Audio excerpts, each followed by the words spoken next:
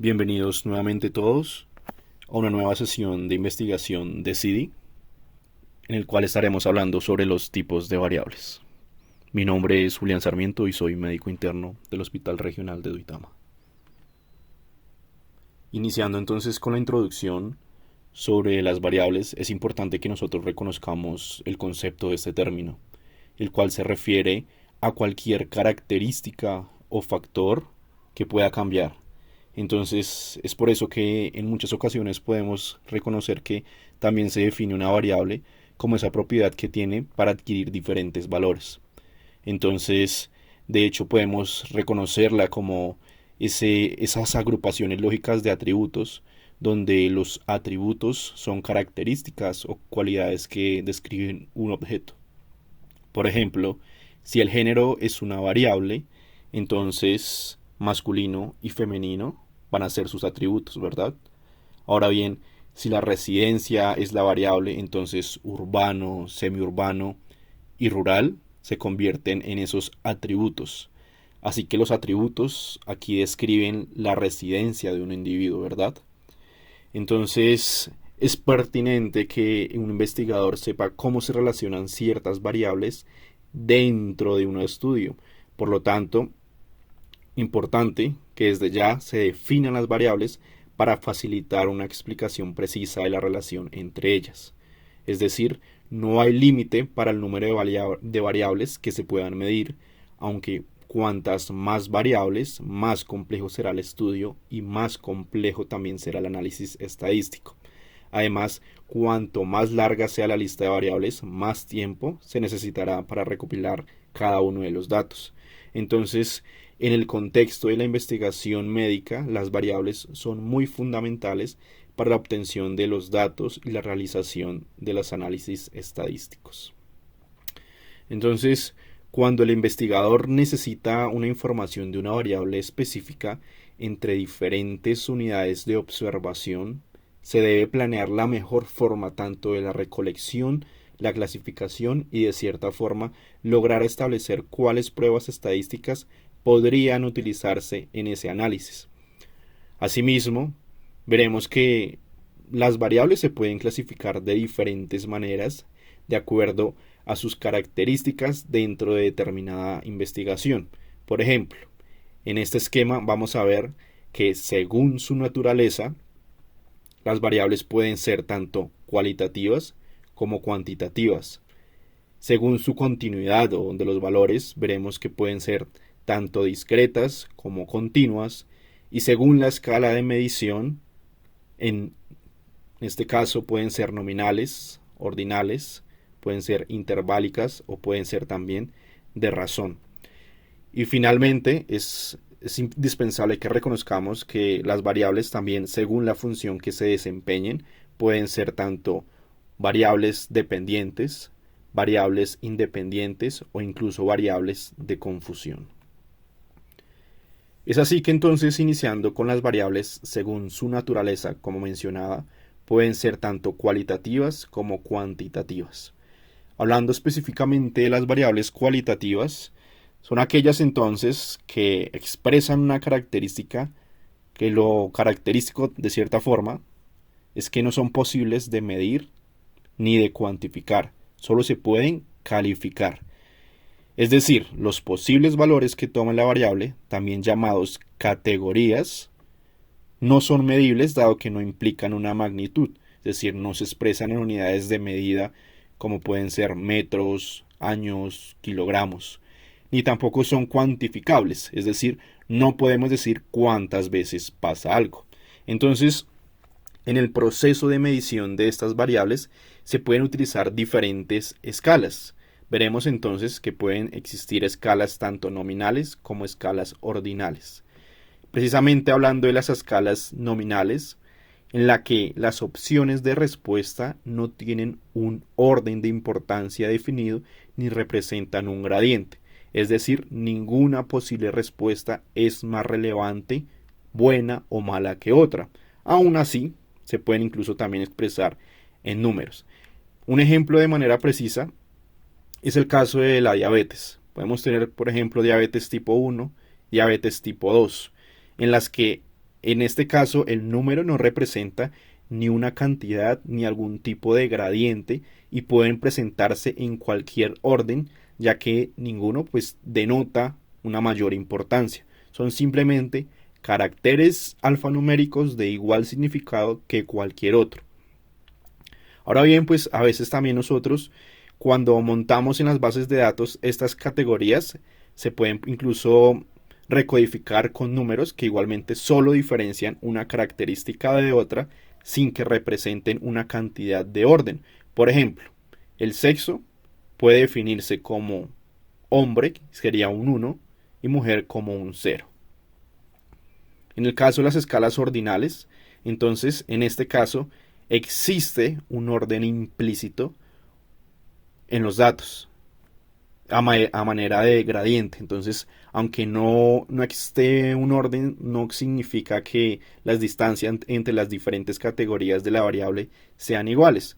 Un ejemplo claro de esto es la clasificación de los estadios clínicos de los tumores, que pueden darse, por ejemplo, clasificados como un estadio 0, que es in situ, en estadio 1, que será invasor temprano, estadio 2, invasor intermedio, estadio 3, un invasor avanzado, y estadio 4 sería esa metástasis a distancia, ¿cierto?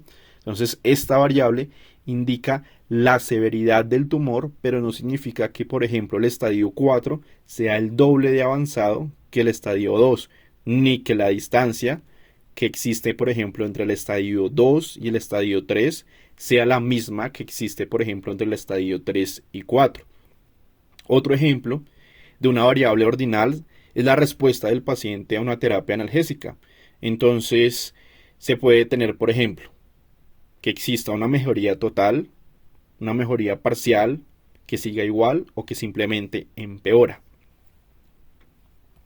Ahora, respecto entonces a las variables cuantitativas, en este caso son aquellas cuyos datos provienen de una característica que permite ser cuantificada o medida, siempre que se mide algo que se expresa en unidades de medida.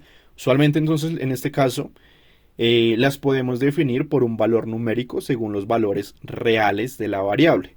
Por ejemplo, la edad es cuantitativa cuando se aclara que el paciente tiene, por ejemplo, 5, 7 o 100 años, o el número de matrimonios que una persona ha tenido en su vida, los cuales pueden ser 0, 1 o 2, o los que haya decidido tener en este caso. A su vez, podemos medir las variables cuantitativas, y en este caso pueden ser, por ejemplo, variables discretas, en la que solo permite valores enteros, sin que exista esa posibilidad de intermedios entre dos enteros precisamente. Por ejemplo, la variable número de hijos permite decir 0, 1, 2, 3 y en general otro valor, pero siempre, como vemos, es un valor entero. De hecho, es posible llegar a considerar las variables discretas también como variables, en este caso, cualitativas, porque en determinado momento se tiene o no la característica. Es decir, si hablamos del color de los ojos, puede ser azul, verde o café, pero sin dar la posibilidad de valores intermedios. La otra forma de medir las variables cuantitativas es mediante variables continuas. En este caso, son precisamente variables que pueden tomar cualquier valor, sea entero o fraccionarios, entre los valores límites mínimo y máximo. Por ejemplo, el peso puede ser 64,3 kilogramos, la estatura puede ser 173,5 centímetros, la temperatura de un paciente puede ser 37,5 grados centígrados, el valor del colesterol puede ser en este caso 45,5 miligramos de ese litro. Entonces, algo importante de esto, como lo estaba mencionando, es que permite que sean valores fraccionarios. Nuevamente, como estaba mencionando, profundizando en cada una de estas escalas de las variables cualitativas de manera específica, entonces tenemos escalas nominales y las escalas ordinales. Y algo que sí es importante que desde ya reconozcamos es que, por ejemplo, en las escalas ordinales hay una forma de manera específica que nosotros podemos reconocerlas, por decirlo así. Entonces, Si hablamos de las escalas nominales, si damos un predicho de que no se puede asumir que la distancia entre leve y moderado sea la misma que entre moderado y severo. ¿Qué quiere decir? Que entonces dentro de estas escalas ordinales, lo importante es que cada una de estas persiste y de cierta forma no tienen un orden implícito en los datos. ¿Listo? Algo interesante de estas variables cuantitativas es que pueden existir variables dicotómicas. Es decir, una variable puede solo tener dos categorías, por lo que se llaman dicotómicas precisamente. Entonces un ejemplo sería, por ejemplo, representar las variables que se va a indagar y sus posibles respuestas. Por ejemplo, se puede que ¿tuvo fiebre antes de llegar al hospital? ¿Sí o no? ¿Cómo está la presión arterial sistólica de este paciente? Puede estar entonces baja, normal o alta. Entonces, en resumen, son variables nominales, las dicotómicas, que solo tienen precisamente dos categorías o niveles. Y hablando entonces de las variables cuantitativas, como estábamos mencionando, pueden medirse tanto por variables discretas como por variables continuas. Lo importante acá, o una forma precisa de cómo podemos identificar cuando son variables continuas, veremos entonces que las variables continuas es el valor entre cada unidad del mismo. Por ejemplo, hay el mismo valor si yo digo la diferencia entre 45 kilómetros y 46 kilómetros es 1 kilómetro. Pero también puedo decir que existe una diferencia de 1 kilómetro entre 73.4 kilómetros y 74.4 kilómetros. Respecto, como les estaba mencionando, de las otras formas de clasificación por función, vamos a ver entonces que las variables pueden ser tanto variables independientes como variables dependientes. ¿Listo? Entonces, de manera específica, cuando hablemos de una variable dependiente, lo importante es que esa es una clave de esto, es que es esa variable que se está estudiando y la que se quiere saber alguna característica, como puede ser las causas, los factores, los pronósticos, la frecuencia. Entonces, es usual que las variables dependientes sean aquellas que están inmersas en el objetivo general o en el título de la investigación. Entonces, es incluso que las podemos reconocer o se pueden llamar como variables de resultado, variables de salida, de desenlace, o incluso también se pueden conocer como variables de enfermedad. ¿Listo? Y respecto a las variables independientes, entonces son aquellas que pueden explicar el porqué del comportamiento de una variable dependiente. Entonces también se pueden reconocer como variables de exposición, variables de explicación, factores de riesgo o protectores. Entonces, para ilustrar un poco más de cómo son estos tipos de variables independientes y dependientes, tenemos el siguiente ejemplo, en donde entonces imaginémonos un escenario en específico cuyo objetivo es determinar las causas de hipertensión arterial en la población de estrato 2 de Bogotá. Entonces, lo que se quiere saber es la variable dependiente. Entonces, en este caso, la frecuencia o ausencia de la hipertensión arterial, así como entender cuáles factores pueden explicar su ocurrencia, como puede ser, por ejemplo, el tabaquismo, el consumo de alcohol, el estrés, la dieta, la edad, incluso también la obesidad. Entonces, en este caso, las variables que explican el comportamiento de la variable que es dependiente de la hipertensión arterial, van a ser las variables independientes. ¿Cómo lo podríamos ilustrar? Entonces, que la hipertensión arterial está relacionada con el tabaquismo, el alcohol, la edad, el estrés, la dieta. Pero entonces ahora imaginémonos un segundo estudio. Entonces, digamos que de manera simultánea se está haciendo otro estudio en la misma población, pero en este caso lo que se busca es determinar las causas de otra enfermedad cardiovascular. Por ejemplo, el infarto agudo del miocardio. ¿Listo? Entonces, en este se van a recolectar como variables independientes la edad, los antecedentes de, por ejemplo, hipertensión arterial, de diabetes, de tabaquismo, el alcohol. Entonces, ¿cómo sería también la forma de ejecutar este tipo de estudio? Entonces, en este caso, si lo hablamos, el infarto agudo del miocardio está relacionado tanto con la edad, la hipertensión arterial, diabetes, tabaquismo, la dieta en general. Pero entonces hay algo muy clave entre el estudio 1 y el estudio 2. Si notan, vamos a ver que la hipertensión arterial que teníamos en este estudio 1 cambió. ¿Por qué? Porque en el segundo estudio pasó de ser de la variable dependiente a una variable independiente. ¿Listo? Entonces podemos ver que no siempre la variable dependiente siempre va a ser variable dependiente, sino que puede ser en otro estudio función como una variable independiente. Ahora bien, una variable independiente puede explicar la aparición de más de una enfermedad, y esto es muy común en la investigación clínica y en la epidemiología. Por ejemplo, hay variables independientes que siempre van a estar muy presentes, como puede ser la edad, que en estos casos persiste y sigue siendo una variable independiente.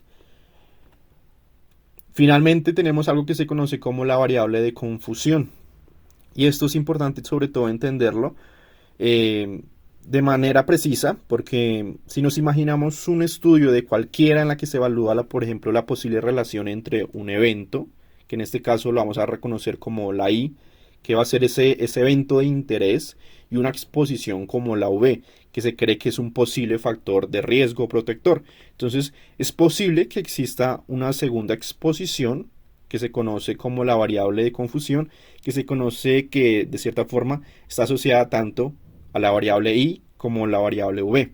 Entonces, por lo tanto, encontrar una asociación entre la variable V y la variable I puede ser a veces malinterpretada si no se tiene en cuenta que existe, por ejemplo, una variable de confusión. Un criterio sobre todo como importante acá reconocerlo es que para definir si una variable es o no un factor de confusión, es que no se puede encontrar en esa vía causal entre la variable V y la variable I, es decir, no puede ser una lesión precedente de la enfermedad. Entonces, si lo ilustramos un poco más dentro de un ejemplo de cómo es esa variable de confusión, podemos encontrar que es importante. En un estudio se encontró que a mayor número de hijos, mayor era el riesgo de hipertensión arterial en las mujeres. Entonces, hubo un problema, y es que los investigadores no se explicaban si esta aparente relación, la cual no había sido informada previamente en la literatura. Entonces, sin embargo, lo que sí se logró desmentir cuando analizaron más estos investigadores es que existía un papel muy importante cuando se hablaba de la edad, tanto en la probabilidad de que una mujer tenga hijos como de que sea hipertensa. ¿Esto qué explica? Que se sabe que, por ejemplo, a mayor edad, precisamente, pues hay mayor probabilidad de tener en este caso una hipertensión arterial. Y también es cierto que la probabilidad de tener más hijos pues aumenta con la edad. Entonces, cuando los investigadores encuentran esto, analizan la asociación entre el número de hijos y la presencia de hipertensión arterial, pero ajustándolo a la edad. Entonces, se observó que ese aparente mayor riesgo dado por el número de hijos desaparece. Entonces, en este caso, la edad cumple entonces ese papel de factor de confusión. Y el ajuste o el tratamiento de la confusión durante el análisis de los datos se puede lograr medir mediante diferentes métodos que pues en este caso no son sujetos para esta revisión de tema. Dicho así, entonces concluimos con esta revisión de temas sobre los tipos de variables. Si desean consultar la bibliografía, la pueden encontrar escaneando este QR. Muchas gracias.